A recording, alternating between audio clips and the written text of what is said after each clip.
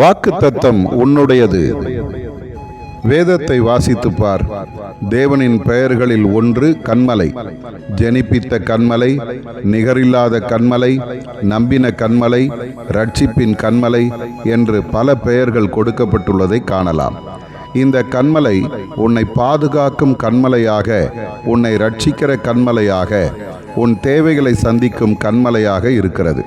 நான் இஸ்ரவேல் மக்களை வனாந்தரத்தில் நடத்தினபோது அவர்கள் தண்ணீர் இல்லாமல் தவித்ததை நினைத்துப்பார். ரெவிதீமிலே அவர்கள் வந்தபொழுது குடிக்க தண்ணீர் இல்லை. ஓரேப் என்ற கன்மலையிலிருந்து அவர்களுக்கு தண்ணீர் கொடுத்தேன். திரும்பவும் காதேசிலே அவர்களுக்கு தண்ணீர் இல்லை. அங்கேயும் கன்மலையிலிருந்து தண்ணீர் கொடுத்தேன். அவர்கள் தங்கள் வாழ்வில் கன்மலையினால் பிழைத்தார்கள். எல்லாரும் தண்ணீரை குடித்தார்கள். இன்றைக்கும் உன் வாழ்வில் ஏற்பட்டிருக்கும் குறைவை நினைத்து நீயும் வாக்குவாதம் பண்ணுகிறாய். எப்போது கிடைக்கும், எப்படி கிடைக்கும், யார் கொடுப்பார்கள் என்று கேட்டுக்கொண்டிருக்கிறாய். அன்று இஸ்ரவேலரின் தாகத்தை தீர்க்கும் கன்மலையாய் இருந்த நானே இன்று உன் தேவைகளை சந்திக்க, குறைவை நிறைவாக்க கன்மலையாய் இருக்கிறேன்.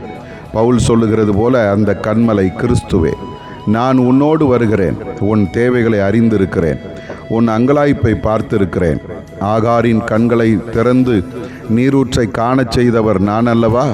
உன் வாழ்விலும் அற்புதம் செய்து உன்னை நடத்த வல்லவராக இருக்கிறேன். இந்த வனாந்தர வாழ்வில் நானே உன் தஞ்சமாக இருக்கிறேன். பயப்படாதே, எல்லாவற்றையும் பார்த்து கொள்வேன். திடமனதாயிருந்து என்னை நம்பினில் அற்புதம் காண்பாய். ஆதார வசனம்: எல்லாரும் ஒரே ஞானபானத்தை குடித்தார்கள். எப்படியெனில் அவர்களோட கூட சென்ற ஞான கன்மலையின் தண்ணீரை குடித்தார்கள். அந்த கன்மலை கிறிஸ்துவே. 1 கொரிந்தியர் 10:4.